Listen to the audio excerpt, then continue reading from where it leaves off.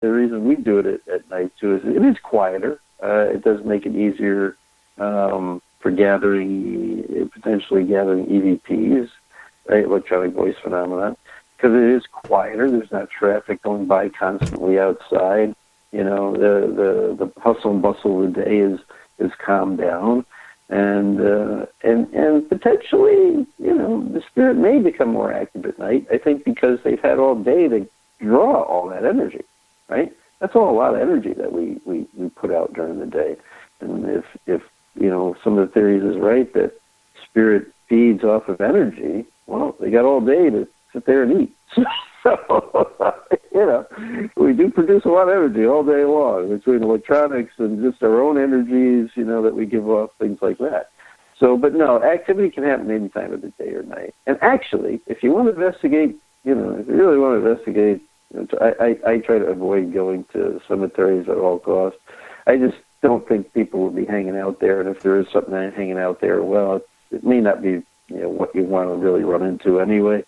But you got to remember, it's illegal to be in the cemetery after dark, at least here in the United States. They're always dawn to dusk, right?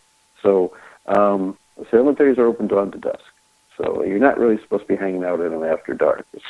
So investigate during the day, Some private ones. We actually know of one private one where they do let us, as part of a ghost hunt, to raise funds for this particular location. They allow us to take people to investigate the cemetery at night. It's spooky. It's a thing, it's a ghost hunt. And we do get activity there. I won't say we don't, which kind of surprises me in a way. But they're not my favorite place to tell people to go and investigate. I always tell people, go to the events. If you're trying to learn about the real paranormal, go to the events and talk to some of the real investigators that have the tables there. There's teams that have tables at all these events. And they're there these are the people that really investigate.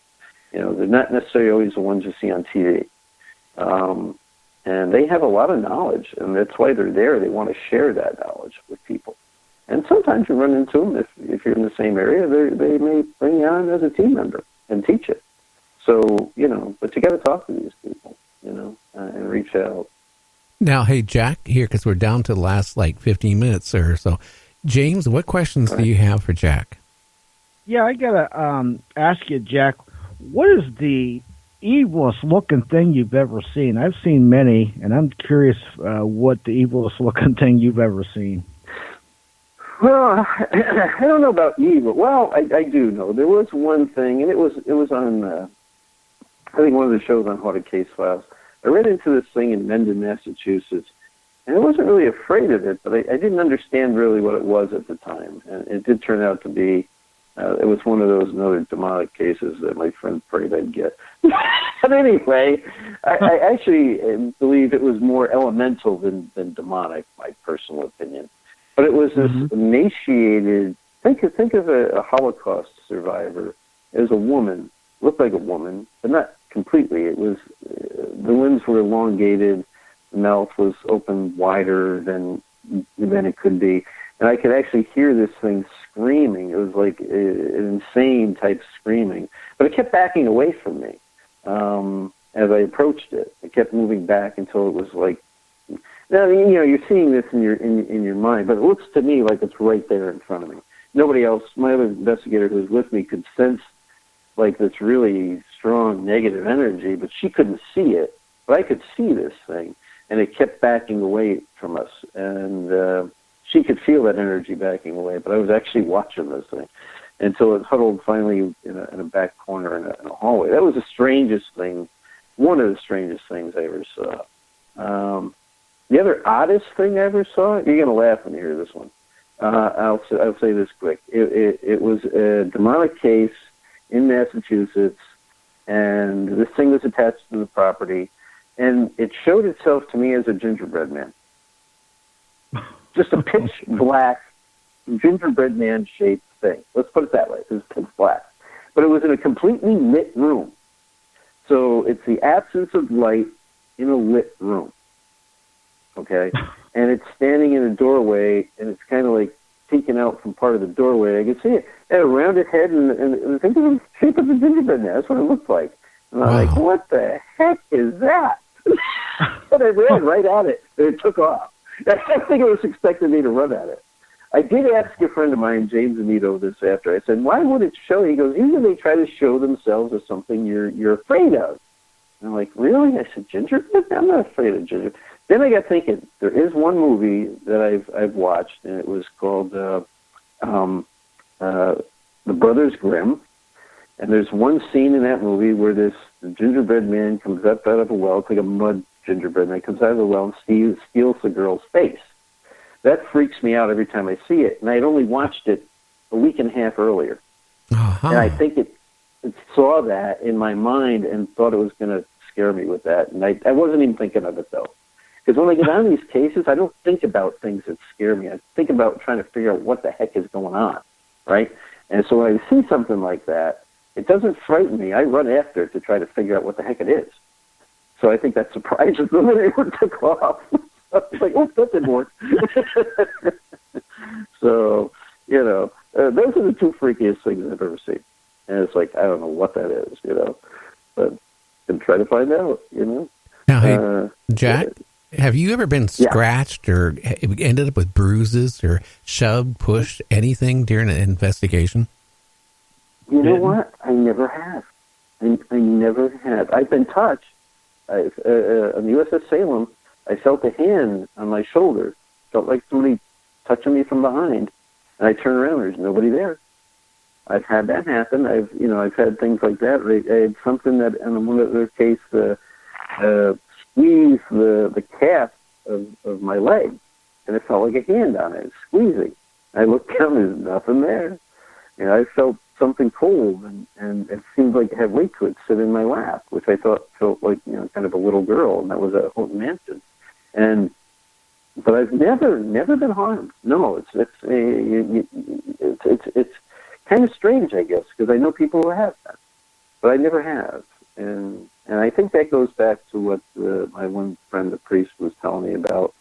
You have this ability to be able to help people and push negative things away. So maybe I just naturally can push them away, and they don't want to be bothered with me. I don't know. I've had some very other strange things happen too, with spirit boxes and stuff like that. Where we were at the Lizzie Borden house, and we seemed to be talking to something that came through that was negative, and it said my name, my given name, which everybody knows me as Jack Kenna, but that's not my given name. My given name is John.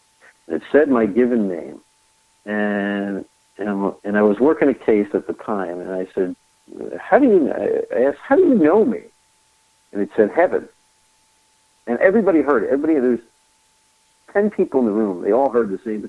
That's in heaven. I'm like, yeah, okay, that's weird. Well, it's better than hell.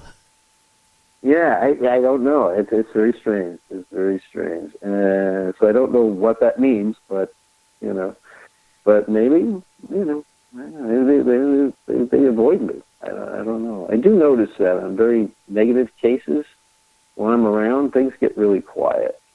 They just like nothing's going on at all. Sometimes it takes me leaving for the rest of the team to start to have activity. It's very odd, which can make it difficult, right? So if they're afraid of me, they're not going to come out. So I sometimes have to leave the investigation location for the team to be able to collect stuff. So it's odd. It's just odd. Well, but Jack, I don't know what to make of it. Maybe you're in the little black book for demons. So when you show up, they sit there. Oh, it's Jack Kenna. It's the Jack Kenna guy. Yeah, there he is. That guy again. Yep. Oh, that guy again. Oh, darn it. I do have weird things happen when I get cases like that, though, like my GPS. It's the only time my GPS will try to reroute me to turn around and make U-turns. It just happens. That happens. It's the only time. It's like, oh, I get another one of these cases. The GPS keeps letting me make a U-turn. Make a U-turn. And it's like, no, I know where I'm going, kind of. I said, I don't need to make a U-turn to get there. That's completely the opposite direction. So I get little weird things that happen. It's interesting, and I've learned to worry more about my other team members than myself, anyway, or my family. I've had my family threatened by these things. In what way? What way, Jack? Has your family been? They've said my kids' names through the spirit boxes or the ghost box, and sometimes I don't. Like there was one case I didn't realize it right away. I kept saying my son's name is Joshua, and I kept saying Joshua. I'm like, who in this family has? I said, there's not a Joshua in this family that we were helping. I'm like, suddenly it dawned on me. I said, is that a threat? And it said loud and clear, yes. Oh. I'm like, oh, okay, got it, get it, I get it, So I don't back off, though, because my kids are actually very close to their faith, probably more so than I am. But so they're well protected, and nothing ever happens to them, thank God. But you can't let threats, when you start getting into this stuff like this, you can't let threats push you away, because that's what they want you to do. They want you to leave, because they don't want these people to get help, right? They're trying to push you out. So it's something to remember when you're working these type of cases. But you can have other problems happen. Sometimes financial issues suddenly pop up, or something breaks down, or, you get different kind of issues going on, even within family. And it's related sometimes to these other cases you're working and something trying to manipulate, So you got to be careful of that, Now we're getting into the little bit darker stuff, so. Yeah. Now, we're almost down to like the last 3 minutes. James, you got one real quick question there, and then I'm going to get... in fact, after James is done asking your question and answering it again, give your website, how to contact you, your Facebook, how to find you, and all that. Okay. So James got one real quick question. Yeah, I was just going to ask real quick, Jack, what's the most startling or evil EVP that you've got directed towards you? I would say just what I had talked about. The most startling thing I've ever had that was kind of directed towards me in a way was when my son's name was called through that spirit box, and when I asked if it was a threat, it said yes. That probably... I guess realistically, that kind of scared me more than anything else, because now it's a threat against my family, right? My son. So yeah, that's probably the worst right there. And then didn't you have an incident where you came home and one of the spirits tried to wreck you or something? Or am I correct about that? No, I don't think that was me. It might have been one of our team members that had a problem with that. I did have a partial possession on a case one time, but it wasn't something negative in actuality. It was just I had asked the spirit to show me how to communicate with it. And this was in my earlier days, and that was not really the right thing to ask. But it tried to enter me to give me its thoughts, which is the only way a spirit can really try to communicate with you, I think. Right. Maybe the easiest way for it. But it wasn't malicious or trying to harm me. It was just trying to show me how to communicate with it, right? So then when I asked it to back off, it did. I'm like, no, that's not what I meant. And it immediately backed off, which tells me it wasn't malicious anyway. Because that kind of freaked me a little bit. Yeah, that would. My goodness. Now, we just got enough time again, Jack, if people to get a hold of you, your website, your Facebook, and how to get a hold of you. All right. If anyone wants to get a hold of me, you can reach me through my website at jackkenna.org. You can also find me on Facebook. Just look me up. Just look up Jack Kenna. You'll find me there, or you can type it in for Facebook.com/JackNY45. That's the actual Facebook account. You can look me up there. You can also, if you need to, text. I prefer people text. Or you can call too at 518-330-0277. I may not answer right away, but if you do leave a message, I will get back to you. It may take a little while because we're working cases, but I will get back to you. And you can also find any of my books on Amazon.com. Just go there, type in Jack Kenna, and all my books that I have will come up, including a paranormal research book that we're using for the course right now. Well, great. Hey, I just want to say thank you so much for coming on. I know it's been a little hassle the last couple of days. I came down with a flu, and actually I'm sitting here. I took NyQuil, not NyQuil, but DayQuil today. And I tell you, I'm kind of been in a daze for the last couple hours. But, I tell you what, you're a great guest. Sure. You had a